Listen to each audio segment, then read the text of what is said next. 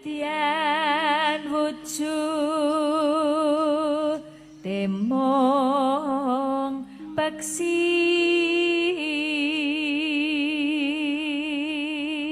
untuk menjaga stamina suara dan fisik itu obatnya apa, Mbak? sebenarnya tuh Saya tuh nggak pernah dengar ya suaramu serak, nggak pernah ya? ya pernah no Mas Bagong, cuman emang yang utama tuh tidur toh. Susahnya itu kalau terutama jadi dalang jadi seorang sinden zaman sekarang yang harus entertaining, kuwi nek kakean mikir ra iso turu paling angel. Jadi kalau Pak Sigit juga diusahakan kalau pas bisa tidur yang lama. Oh iya iya. Iya, itu penting. Terima kasih Mbak Elisa, kemarin jauh-jauh dari Jogja sudah datang ke Rembang Sunatan Wah, Usaha. dengan senang hati. Dilalah bisa sama Mbak Tatin juga kan rame-rame. Besok kalau kamu nikah saya pun akan datang. Ya. Sudah ada rencana ya? Belum. Oh, belum. Lah kok wis kukulen? Hubungannya kukul karo nikah ya. Belum Pak, belum. Oh ya, masih segera direncanakan. Nggih, semoga didekatkan jodohnya ya Pak, doanya. Oh iya. Lah, yang dulu itu enggak jodohnya apa dulu? Enggak ya? Oh enggak, oh ya. Oh enggak. Ya enggak apa-apa. Wah, malah curhat toh.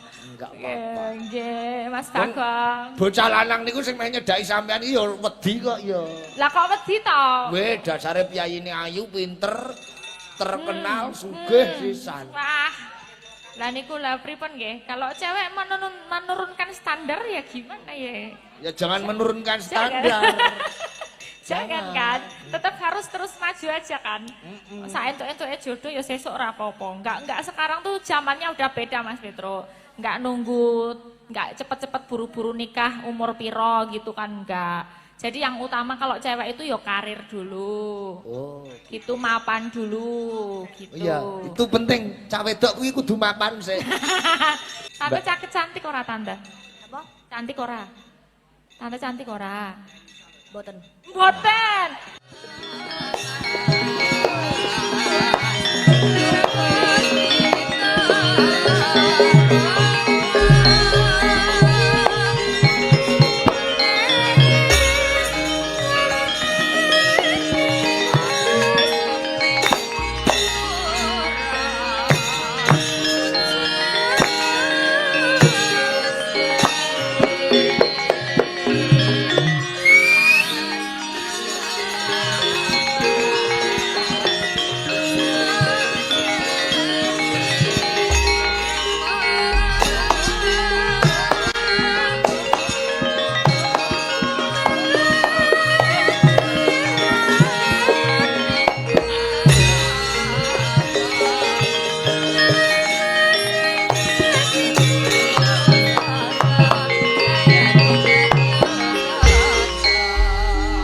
Gusti Allah kula nyuwun ngapura.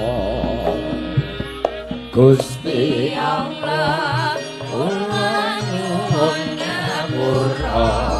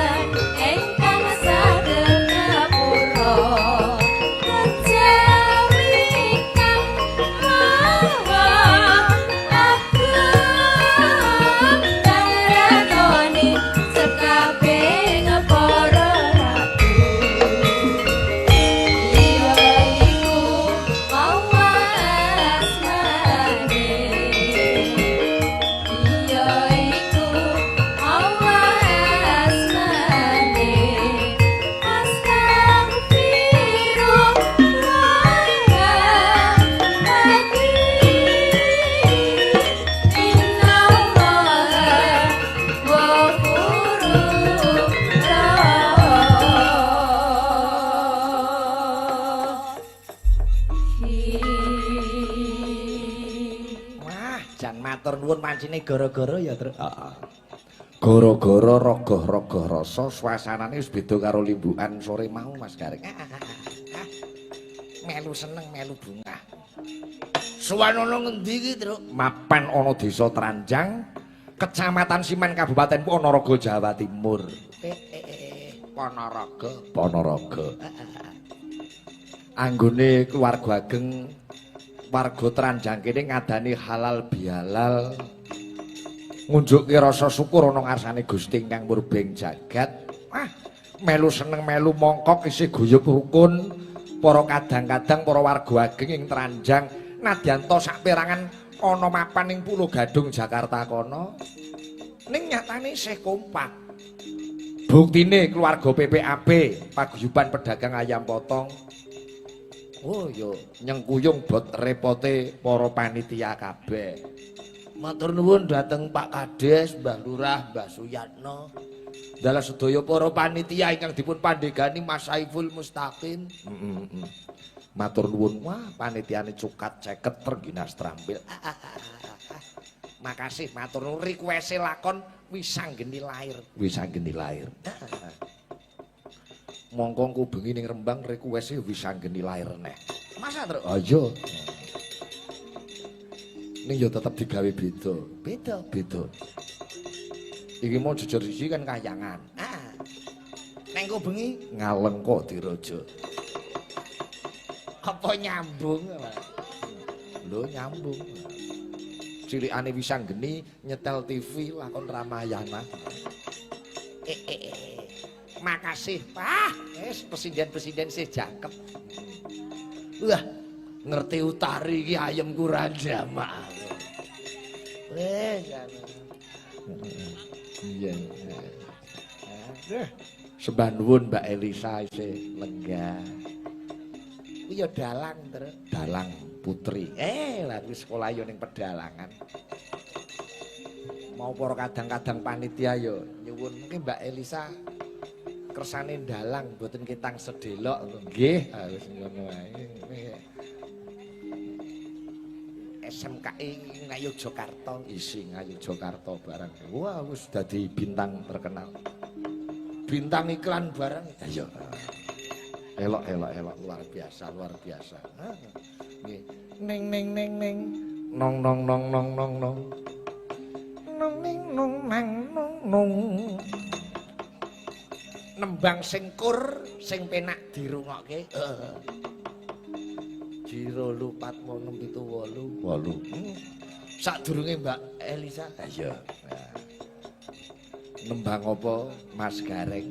Ya lagu lawas sing ngarang-ngarang metu. Lagu lawas sih pirang-pirang. Nek sinem aku ora lho. Sinem wis pirang-pirang bengi metu terus. Ya liyane. Sineman ya kena, sing sigrak ya kena. Wis tak antasani aku sineman. Lesung jumenglung sru ing bali-balan. Lesung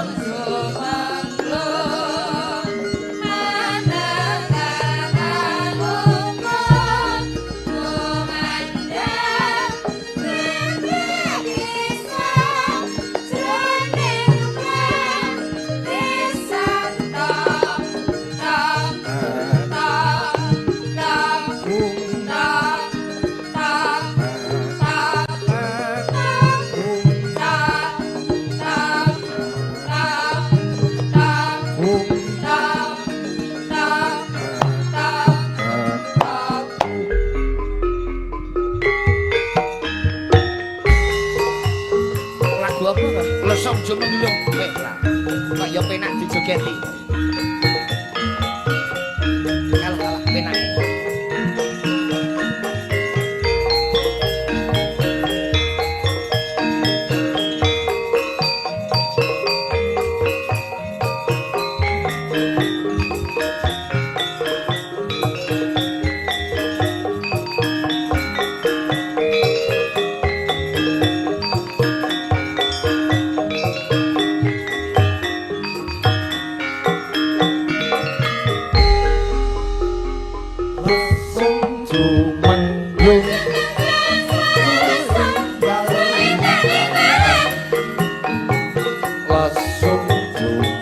blung terangku umandang bisa kuning parisan tok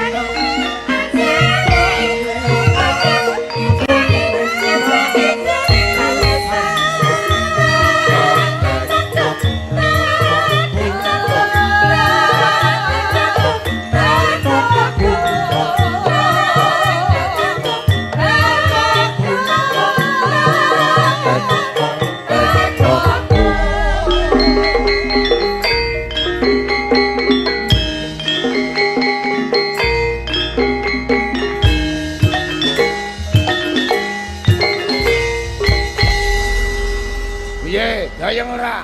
Gayeng. Sine 8 ngeroyok embeng siji. Dasare penggironge suarane ya ora pati cetha. Nek akhirane R ya R ngono diketokke. Mau pepeling mau ya. Subuh luhur lan asat. Asar krungu asat e. R-e katutke asar ngono. Asar.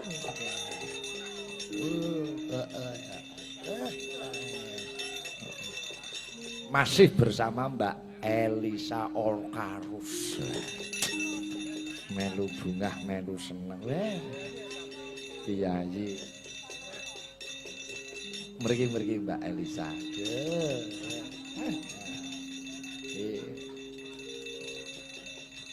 Dan pripun S3-ne pun rampung dereng? Waduh lah niku Pak Petro masih dalam proses disertasi itu panjang sekali. Meneliti apa ya disertasinya? Saya meneliti tentang Pak Seno Nugroho. Oh iya. Ya. Nanti kalau semoga cepat selesai bisa tahun ini selesai doanya saja. Bisa jadi dokter. Amin. Yes. Nggih. Dasar presiden kondang gelare dokter. Elok. Terima kasih Mbak Elisa kemarin jauh-jauh dari Jogja sudah datang ke Rembang sunatan. Wah, dengan senang hati. Dilalah bisa sama Mbak Tatin juga kan rame-rame. Besok kalau kamu nikah saya pun akan datang. Ya.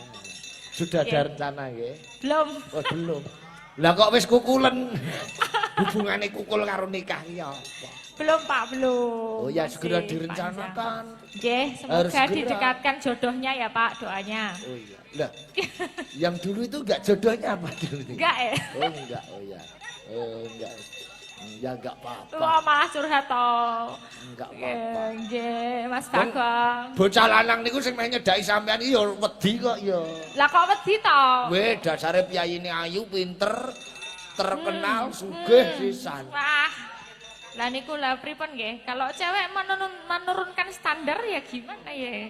Ya jangan menurunkan standar. Jangan kan, tetap harus terus maju aja kan. Saentuk-entuke jodoh ya sesuk ora apa-apa. Enggak sekarang tuh zamannya udah beda Mas Petro. Enggak nunggu, enggak cepet-cepet buru-buru nikah umur piro gitu kan enggak. Jadi yang utama kalau cewek itu ya karir dulu. Oh. Gitu mapan dulu gitu. Iya, itu penting. Cah wedok kuwi kudu mapan sih. Ngono Lah, nek iya, bojoku nek ora mapan, mapan aku bingung ra jama ya. Makane.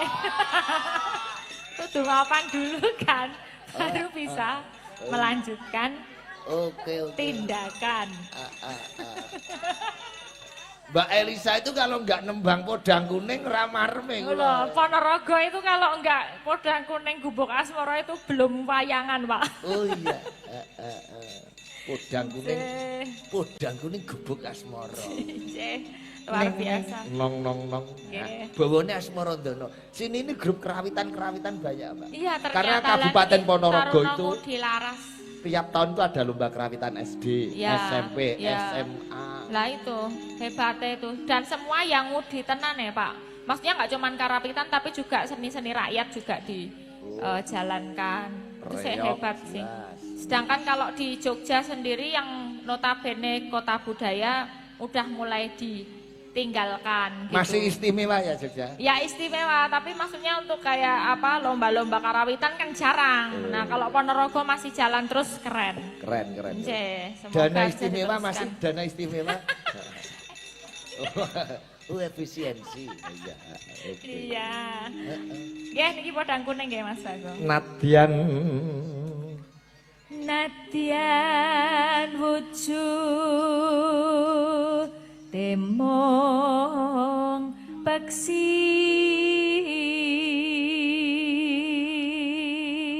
Untuk menjaga stamina suara dan fisik itu obatnya apa, Mbak?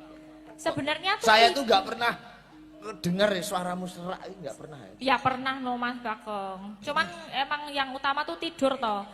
Susahnya itu kalau terutama jadi dalang apa jadi apa seorang sinden zaman sekarang yang harus entertaining kuwi nek kakean mikir ra iso turu paling angel. Jadi kalau Pak Sigit juga diusahakan kalau pas bisa tidur yang lama. Oh iya iya. Iya, itu penting. Aku itu turu mulai jam piro mesti angger jam 11:30 wis tangi, mergo pakulinan. Oh, udah biasa gitu Ya ya. nanti jam 1 tidur lagi. Nah, enggak apa-apa. Mau madang tok. Terus bubuk lagi. Agawe taline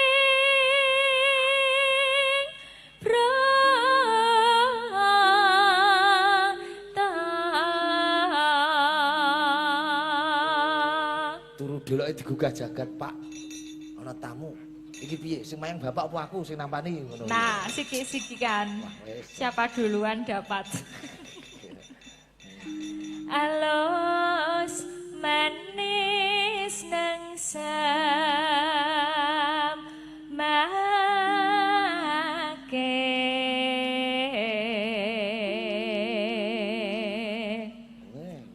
Berarti besok toh Pak, jenengan kalau di depan rumah itu bikin 2 bel. Pamane sing sijine klontong, sing sijine telolet-telolet. Nek klontong berarti Pak Sigit, nek telolet-telolet jagat itu. Oh, iya.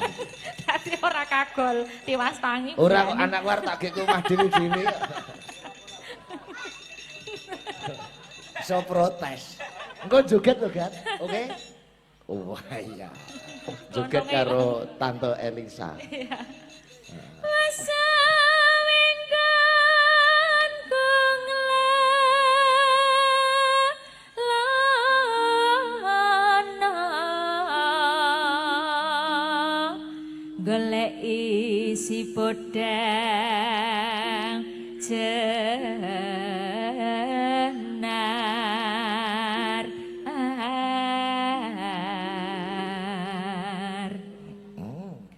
iba bunga hingatiku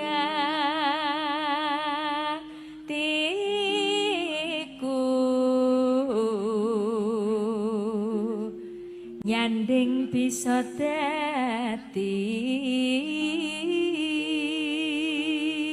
tombo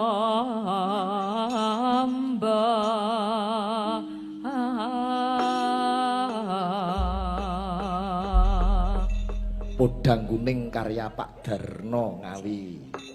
Gubuk Asmara Mas Jidul Sumarji. Elisa iki klebu anu sregep golek iki pengarange sapa? Oke, kalau nggak tahu langsung WA Pak Sigit. Oh, zaman biyen iki sok WA aku. Niki pengarange sinten? Oke. Iki perlu dicontoh. Heeh. Ben nembang kuwi ngerti pengarangnya, bentuk penghargaan terhadap pengarang lagu. Iya, nek golek duit, tadinya minimal penghargaan kayak gitu. Wong kita juga nggak bisa nge-HI karena itu juga dipakai untuk semua orang ya Pak. Oh iya, iya. Ora kaya lagu, maksudnya pencipta-pencipta zaman sekarang kan kontroversi. Wah, aku laguku kudune kowe ngenai aku gitu kan. Oh iya. Iya. Podang Kuning kok mlebune Gubuk Asmara apa Podang Kuning utuh? Derek mawon. Oh. Slow dangdut Podang Slow Kuning. dangdut. Engko seseke Gubuk asmara. Kene Gat, joget kene. Iki anakku sing nomor 3 iki jan. Wah. Bocah kok. Ki nakal apa pinter ta aja menjane. Hambuh. Wah, loro-lorone jan. Loro-lorone le. Ayo le, sini. Salim Wah, karo tante. Sip. Ayo ngene iki wangun juga ikete Jogjanan. Heeh. Tante cantik ora tante? Apa? Cantik ora? Tante cantik ora? Boten. Boten. Nek sinden-sinden ini kira-kira sik cantik sapa, Gat? Sapa? Kono. Gak ono. Gak ono. Ora ono. Iki karo wedok ora selera padha karo aku kene. Allah. Apa nganggo mik arep ngomong apa kowe? Arep bantah bapak apa? Nek gak selera kok duwe bojo piye? Apa iki? You Pinter. can speak English with Miss Elisa. Ah, iso piye? Loh, iki pinter bahasa Inggris kok iso. Yeah, can you speak English with me? Yes. Yeah, so do you like puppet? Do you like puppet show? Yes. Yes. Love it. Yes. What kind of puppet that you like? Wayang kulit. Wayang kulit? Yes. And who? Which one? Which one? Oh, Which character? this. Hanoman. Oh, Anoman. Yes. Oh, why? Because I love it. You love it? Monkey? Yes, monkey. But kind of monkey? Kind monkey? Monyet yang baik? Oh, selain Yes. Anoman? I love you. Janoko. Oh, Janoko. Yes, good. Good. So can you dance when I sing? Aku nyanyi, kamu joget. Oke. Siap. Ya. Ya, wis iki kene. Mikir balik iki. Gosek musike uremu. Pemanasan. Joget sik. Bocah iki wis jam wis. Anake sapa to? Sapa to lele? Iya, anake dhewe kok lali, Pak. Ayo, Jagat Jenar Ariyanto. Ayo. Podang kuning slondeng dut. Dados. Yo.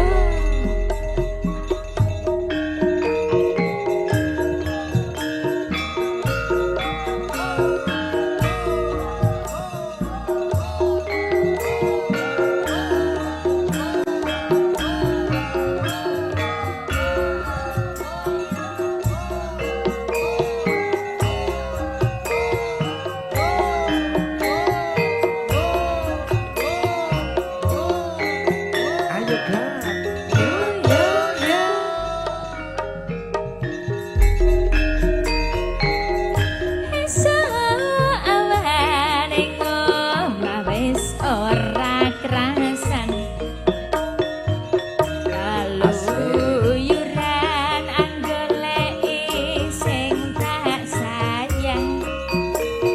Cedak karo Mbak Elisa.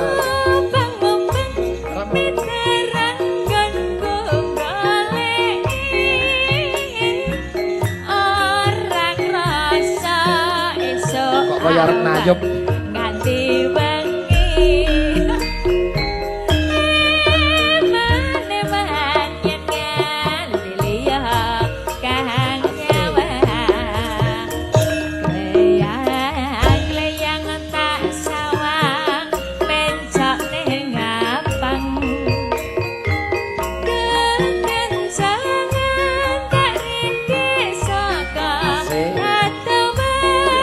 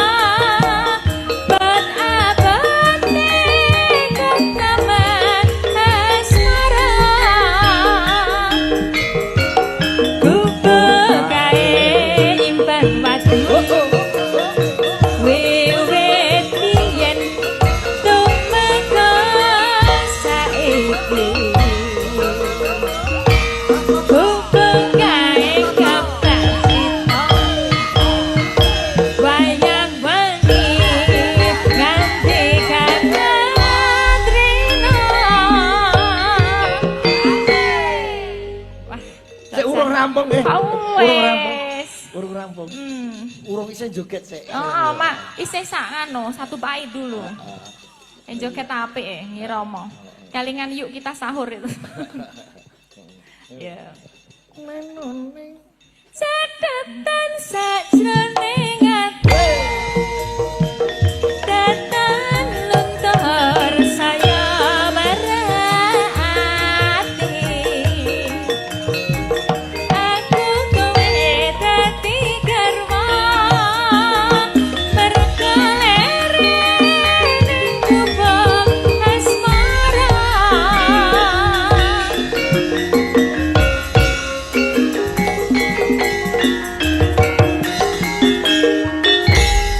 Jas. Oke.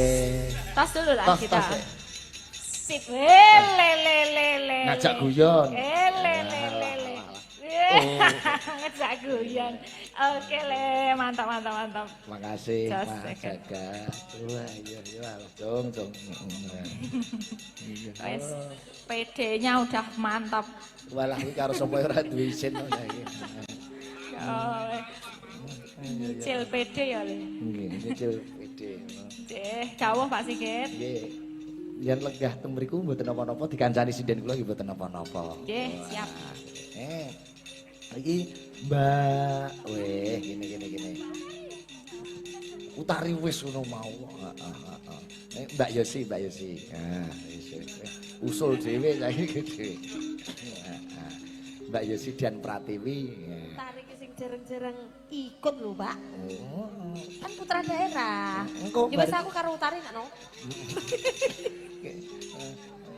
Mbak Yosi Dian Pratiwi karo Utari ya kene ri. Aduh, Mbak. Ngajak kanca. Iya, ya ampun.